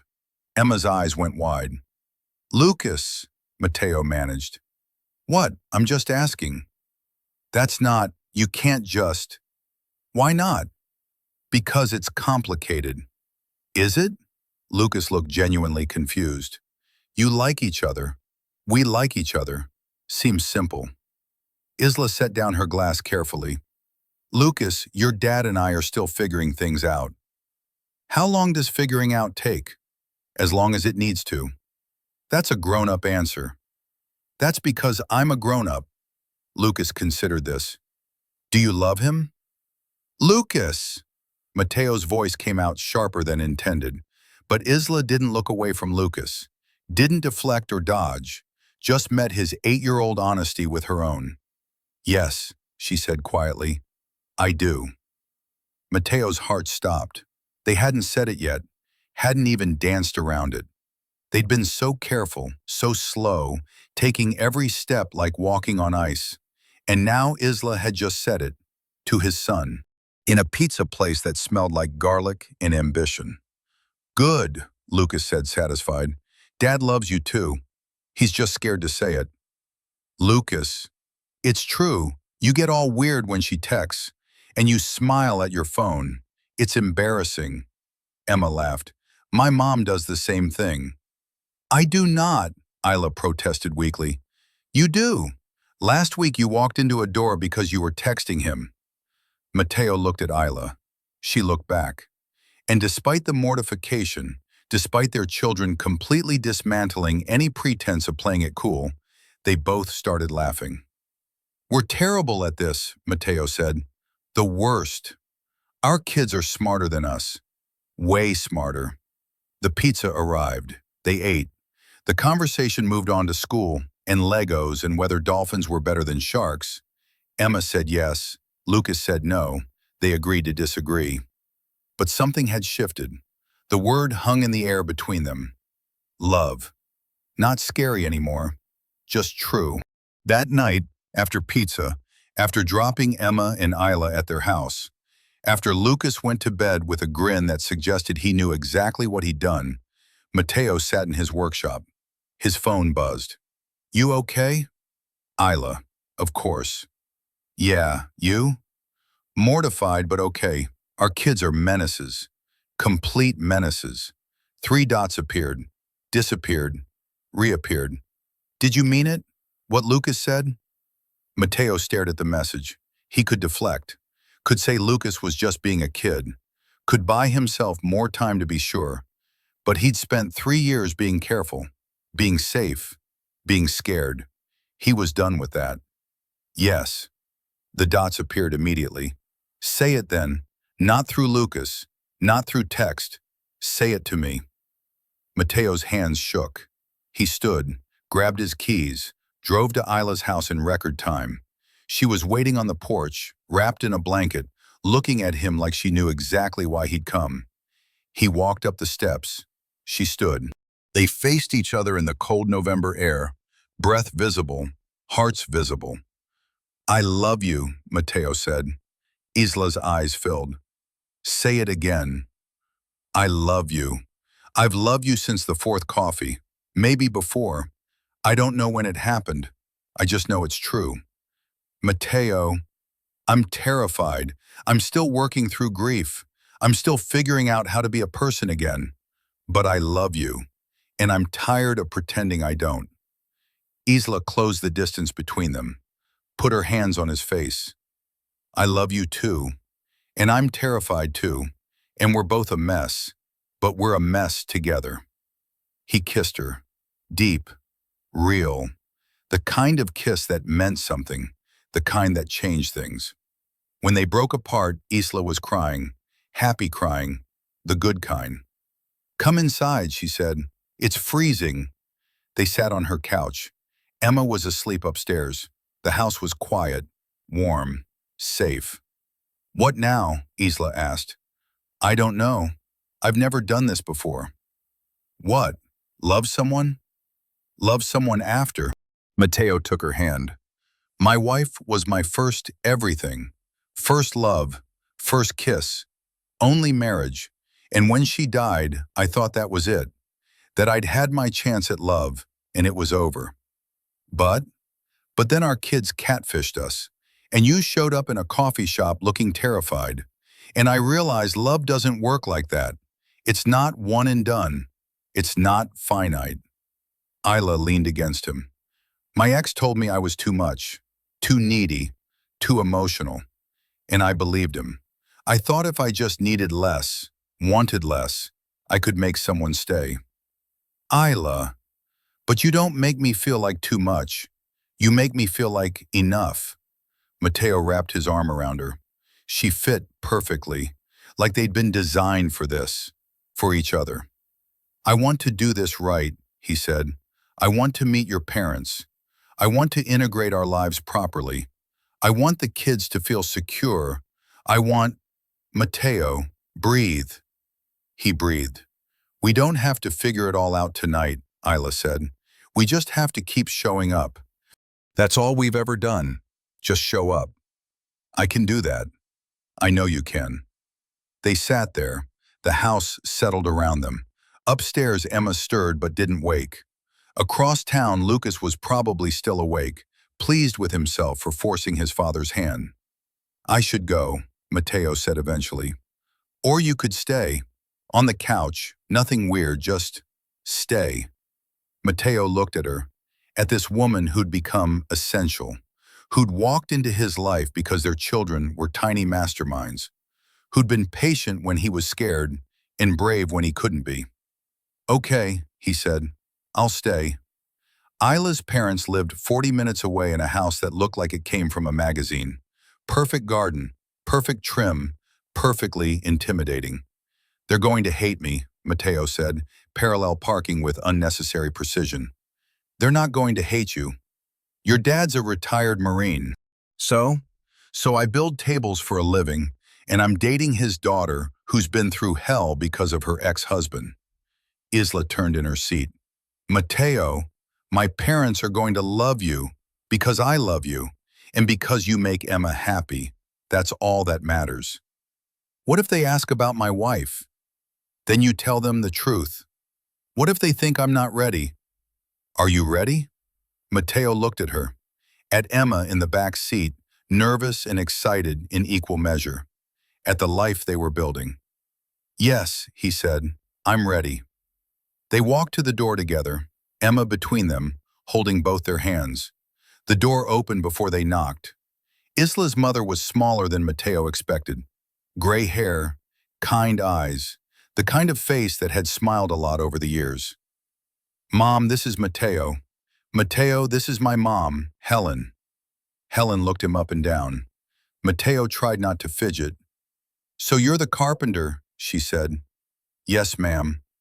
My daughter says you're good with your hands. Mateo flushed. Isla buried her face in her palm. Emma giggled. Mom, Isla groaned. What? I'm just saying what you said. Helen stepped aside, grinning. Come in, come in. Jack's in the kitchen pretending he's not nervous. The house smelled like coffee and something baking. Isla's father stood at the counter, broad-shouldered and gray-haired, looking exactly like what Mateo expected a retired Marine to look like. Sir, Mateo said, extending his hand. Jack shook it. Firm grip, assessing. Mateo. Dad, be nice. Isla warned. I'm always nice. You interrogated my prom date for 20 minutes. He had shifty eyes. He was nervous. Jack turned to Mateo. You nervous? Terrified, sir. Good. Shows you have sense. Jack released his hand. Coffee? They sat in the living room. Emma disappeared with Helen to look at old photo albums, leaving the adults to navigate the minefield of first meetings. Isla tells me you lost your wife, Jack said. No preamble, just direct. Dad! Isla's voice held warning. It's okay, Mateo said. Yes, sir, 3 years ago. Cancer. I'm sorry for your loss. Thank you, Jack studied him. And you have a son, Lucas. 8 years old. He's the reason I'm here, actually. Him and Emma. They conspired to set us up. That got a smile. Smart kids. Too smart. And you're serious about my daughter? Mateo met his eyes. Didn't flinch. Yes, sir. Very serious. Good. Because she's been through enough. Her ex-husband was a piece of work. If you're going to do this, you do it right. No halfway. No giving up when it gets hard. I won't, sir. Jack. Call me Jack. He stood, offered his hand again. Welcome to the family, Mateo. The relief was physical. Mateo shook his hand, feeling like he'd passed some test he didn't know the parameters for. Lunch was easier. Helen kept the conversation light, asked about Lucas, about Mateo's work, about how they were managing the school situation. Normal questions, normal answers. After, Emma showed him her mom's childhood bedroom, pictures of teenage Isla on the walls. Younger, lighter, before life got complicated. She was happy here, Emma said quietly. I can tell. And then she married my dad and got unhappy. Mateo crouched down to Emma's level. Your mom's happy now. Because of you? Because of all of us. You, me, Lucas. We're all figuring it out together. Emma nodded, then quiet. Are you going to leave? The question hit hard. No, Emma, I'm not going to leave. Promise? I promise. She hugged him, tight, the way kids hug when they're testing whether someone's solid, whether they'll stay. Mateo hugged her back, and meant it. 3 weeks before Christmas, Lucas and Emma presented their proposal. They'd made a PowerPoint, on Lucas's tablet, with graphics and bullet points and a conclusion slide that said, Vote yes. Mateo and Isla sat on Mateo's couch, watching 2 8-year-olds present their case for why their parents should move in together. Slide 1, Emma announced. Financial benefits. 2 houses cost more than 1 house. Basic math.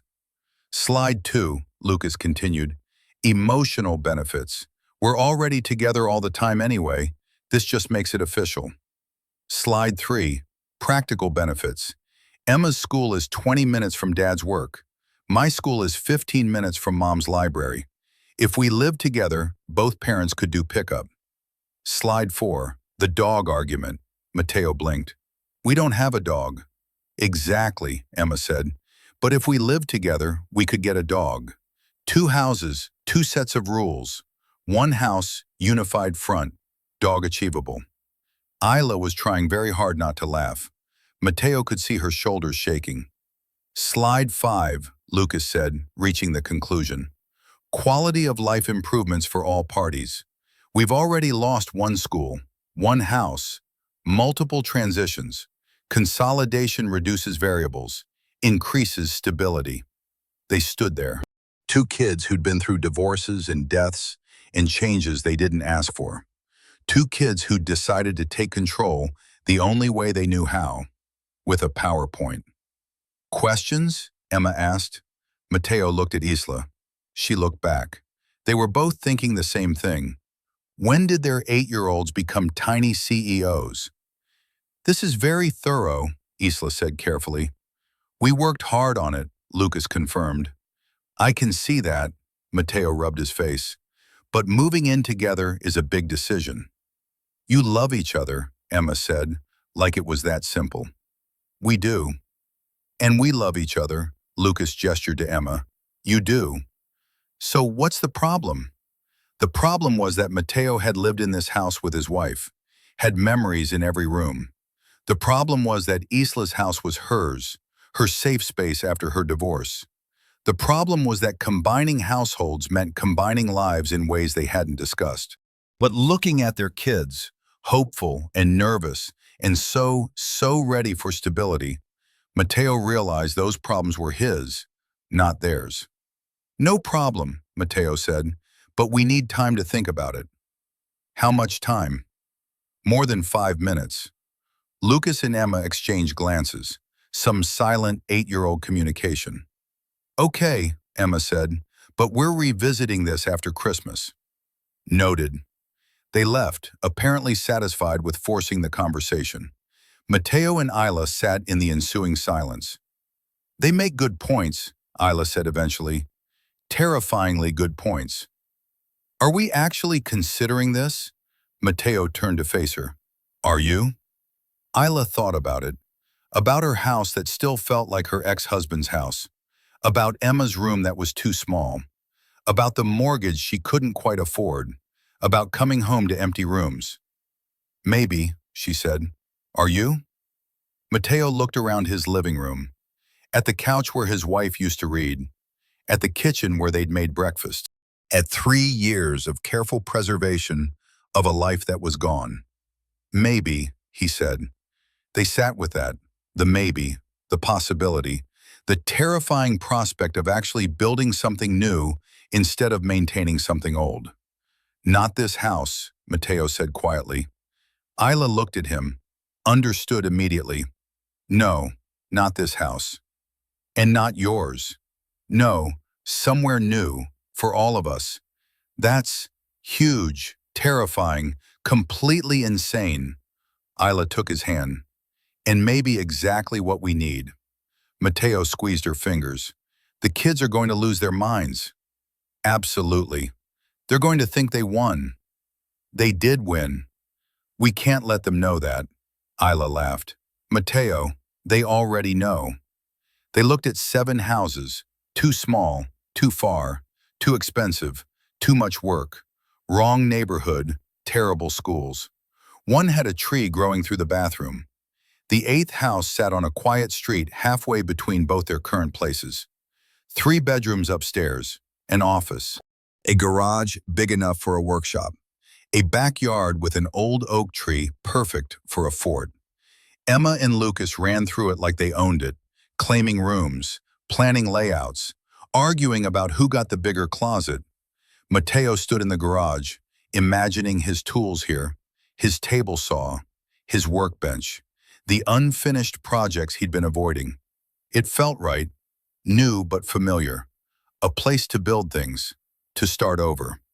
Isla found him there. "What do you think?" she asked. "I think it's perfect." "Perfect, perfect, or settling perfect?" "Perfect, perfect." Mateo turned to face her. "I think I could build a life here, with you, with them." Isla looked around the empty garage, saw what he saw, possibility, future, a place that wasn't haunted by who they used to be. "Me too," she said.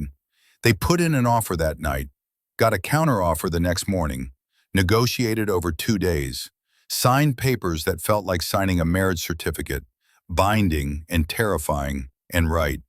The kids freaked out, in the good way. Lucas called Emma immediately. They FaceTimed for an hour planning their rooms. Emma wanted the one with the window seat. Lucas wanted the one closest to the bathroom. They compromised, flipped a coin. Lucas won. Emma demanded best 2 out of 3. Lucas agreed because he was a good friend who knew when to let someone win. "We're actually doing this," Isla said that night, lying in bed at her house, Mateo beside her for the first time without pretense or excuse. "We're actually doing this." "What if it's a mistake? What if it's not?" She rolled to face him. "I'm scared." "Me too." But I'm more scared of not trying." Mateo touched her face. 3 years ago, I thought my life was over, and then 2 8-year-olds decided I was wrong. And they were right. My life wasn't over. It was just waiting." Isla kissed him, soft, sweet, the kind of kiss that said, I'm here, and I'm staying, and we're going to be okay. We're going to drive each other crazy, she said. Absolutely. You're messy. You reorganize my tools. You leave dishes in the sink. You use all the hot water. They were both smiling. We're going to be a disaster, Isla said. The best disaster. The house closed 2 weeks before Christmas. They moved in on a Saturday with too little help and too much stuff. Lucas and Emma directed traffic like tiny generals. That box goes in the kitchen. No, the other kitchen. There's two now, remember? Mateo carried boxes. Isla's parents helped. Jack assembled furniture with military precision. Helen organized the kitchen while simultaneously feeding everyone. By nightfall, they were surrounded by boxes, but the beds were set up. The kids' rooms functional. The adults' room a careful combination of both their furniture, his dresser, her nightstands, a new bed because neither wanted to sleep in one they'd shared with someone else. They ordered pizza. Ate on the floor because the table wasn't assembled yet. The kids fell asleep immediately after, exhausted from running up and down stairs all day. Mateo and Isla sat in their empty living room, surrounded by boxes labeled in two different handwritings. We did it, Isla said. We really did. Are you freaking out? Completely. You? Utterly. They sat in silence for a moment. Then Mateo stood, offered his hand. Dance with me. There's no music. So? Isla let him pull her up. They swayed in the empty room. No music but the sound of the house settling, the kids breathing upstairs, the life they were building creaking into place. I love you, Mateo said. I love you too. This is going to be messy. Probably. We're going to fight about stupid things. Definitely. But we're going to be okay. Isla looked up at him. Yeah, we are. Christmas morning came with snow. Unexpected. Perfect. The kind of snow that made everything quiet and new. Emma and Lucas woke up at 6. Thundered downstairs. Found presents under a tree they decorated together. A strange combination of Isla's elegant ornaments and Mateo's homemade wooden ones, and the kids' chaotic glitter creations. Mateo made coffee. Isla made pancakes. They sat together on the couch, watching their kids open presents, looking like they'd been doing this forever instead of weeks. Lucas got Legos. Emma got marine biology books. Mateo got new chisels from Isla. Isla got a handmade jewelry box from Mateo. Oak and maple, inlaid with care, his best work yet. And then Emma pulled out one more box. Small, for Lucas. This is from both of us, she said. Lucas opened it. Inside, matching bracelets, handmade, woven, blue and green. I made them, Emma said. Blue for you, green for me, so we remember. Remember what? That we did this. We made this happen. Emma gestured at the room, at their parents, at this whole messy, beautiful thing. We're a family because we decided to be. Lucas put on his bracelet. Emma put on hers, and Mateo and Isla sat there, watching their children claim what the adults had been too scared to name. Family, not by blood, not by law, just by choice, the best kind. Spring came, the house settled, routines formed. Mateo made coffee every morning, Isla made breakfast, the kids fought over bathroom time. They carpooled to school, came home, did homework at the kitchen table while dinner cooked. On Saturdays they worked in the workshop. Emma and Lucas's table was finished now, still crooked but functional. They'd started on chairs. Emma wanted them to match. Lucas wanted them different. They compromised. Two matching, two different. Democracy in action. On Sundays they had family dinner. Sometimes Isla's parents, sometimes just the four of them. Always chaotic, always good. And on Tuesday nights after the kids went to bed, Mateo and Isla sat on the back porch. Coffee for her, whiskey for him. Watching the oak tree grow. Lucas asked me something today, Mateo said. What? If we were going to get married? Isla took a sip of coffee. What did you say? I said I didn't know. That it was complicated. Is it? Mateo looked at her. At 6 months of mornings and bedtimes and arguments about whose turn it was to take out the trash, 6 months of real life, unglamorous, difficult, perfect. No, he said, it's not complicated at all. Mateo spent 2 weeks building the ring, oak and silver, inlaid by hand, his best work yet because Isla deserved his best work. He'd planned to do it somewhere romantic, a restaurant, the beach, somewhere Instagram-worthy. But on a random Thursday, watching Isla fold laundry while Emma and Lucas argued about homework at the kitchen table, Mateo realized this was the moment. Not perfect, not planned, just real. He pulled the ring from his pocket. Isla saw the movement, looked up, saw the box, dropped the towel. Mateo, I know we said we'd wait. I know we're still figuring things out. But Isla, I don't want to wait anymore. Emma and Lucas went silent. Mateo hadn't realized they'd stopped arguing, but they had, both watching, both barely breathing. For 6 months, I've watched you fold my laundry, make my coffee, parent my kid like he's yours, build a life with me in this chaotic, messy, perfect way. And I want to keep doing it, forever. Mateo, I'm not good with words. I'm better with my hands, with building things. He opened the box. So I built this, for you, because I want to build a life with you, officially, legally, permanently. Isla's hand went to her mouth. Isla Monroe, will you marry me? The kids held their breath. Mateo held his. The whole room waited. Yes, Isla whispered, then louder. Yes, 1,000 times yes. He slipped the ring on her finger. She pulled him up, kissed him, and behind them, Emma and Lucas cheered so loud the neighbors probably heard. We did it, Emma screamed. We actually did it. Lucas high-fived her. Mateo and Isla broke apart, laughing through tears. You too, Isla said, looking at the kids. You absolute menaces. You're welcome, Emma said smugly. This was the plan all along, Lucas added. Since the purple crayon note? Since before. We've been planning this for like a year. Mateo shook his head. A year. Strategic, long-term thinking, Emma said. You're welcome. They pulled the kids into a hug, all four of them. A family that started with a conspiracy and became something real. I can't believe you two, Isla said into Emma's hair. Believe it, Emma said. We're geniuses. And maybe they were. They got married in the backyard. Small, simple, just family and close friends under the oak tree Emma and Lucas had claimed as their fort headquarters. Lucas was Mateo's best man, wore a suit that was slightly too big, held the rings with the seriousness of someone entrusted with state secrets. Emma was Isla's maid of honor. Wore a dress she picked out herself, cried before the ceremony even started, happy crying, the good kind.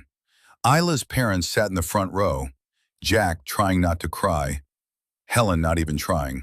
The ceremony was short, vows they'd written themselves, promises to show up, to be brave, to keep building, to love the kids, to love each other, to remember that family is a choice they made every day.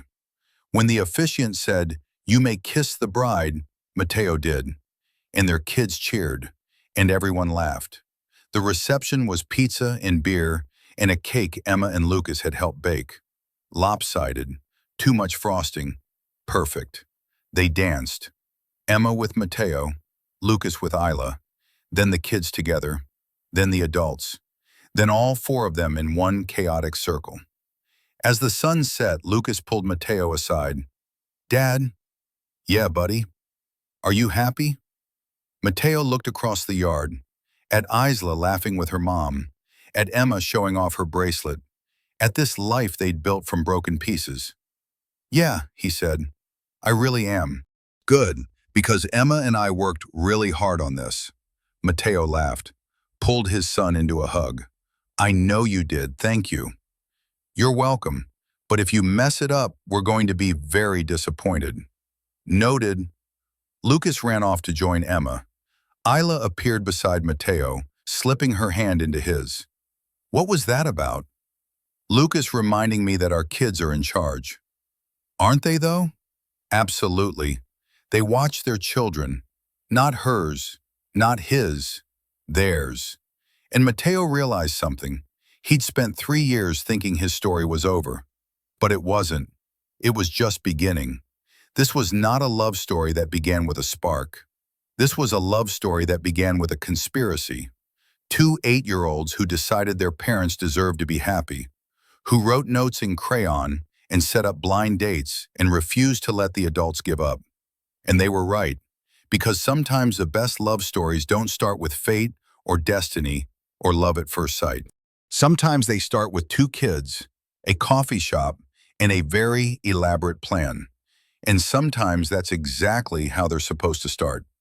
The table in the living room was finished, walnut and maple, inlaid with care, big enough for 6, because there were 6 now.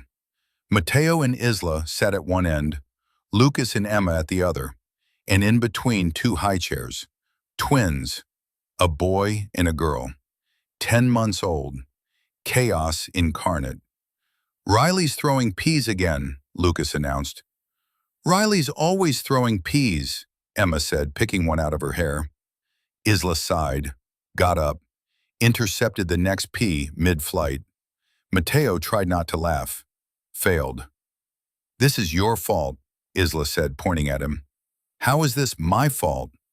You said, and I quote, "How hard can twins be?" I was optimistic. You were delusional. The baby girl, Mira, banged her spoon. The baby boy, Riley, copied her. A symphony of chaos. Lucas and Emma had taken the news of siblings with surprising grace. Emma had immediately started planning how to teach them about marine biology. Lucas had built them a toy box. They were good, big siblings. Patient, kind, occasionally overwhelmed, but handling it. After dinner, after the kids were in bed, after the twins were finally, mercifully asleep, Mateo and Isla collapsed on the couch. Remember when it was just us? Isla asked. Vaguely. Quiet mornings, clean floors, full nights of sleep. Good times. Do you miss it? Mateo looked around. At the house they'd built together, at the life they'd chosen, at the controlled chaos that was 4 kids and 2 adults and 1 very patient dog they'd finally gotten. Not even a little bit, he said. Isla smiled, leaned against him. Me neither. They sat in the quiet, the brief, precious quiet between bedtime and whenever the twins woke up next. You know what I was thinking about today? Mateo said. What? That first coffee. How terrified we both were. How sure we were that this was a mistake. It was a mistake. Our kids catfished us. Best mistake we ever made, Isla laughed. You think they planned all this? The house, the wedding, the twins? Honestly? Probably. Upstairs something crashed. Both of them froze. Listened. Nothing else. Probably fine. We should check, Isla said. Probably. Neither moved. 1 more minute, Mateo said. 1 more minute. They sat in the chaos they'd chosen, the beautiful, messy, imperfect life they'd built from broken pieces and blind faith, and 2 8-year-olds who'd refused to let the adults give up.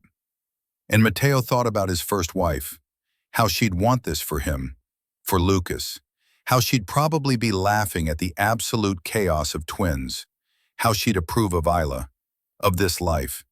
He thought about Isla's ex-husband, how he'd missed out, how he'd left and never looked back, how his loss was Mateo's gain. And mostly, he thought about gratitude, for Lucas, for Emma, for 2 kids brave enough to conspire, for Isla being brave enough to show up, for himself finally being brave enough to let her in. The quiet ended. Mira cried. Riley joined in. The symphony began again. Mateo and Isla stood, headed upstairs, together, like they did everything now. Not perfect, not easy, but real. And that was enough, more than enough, everything.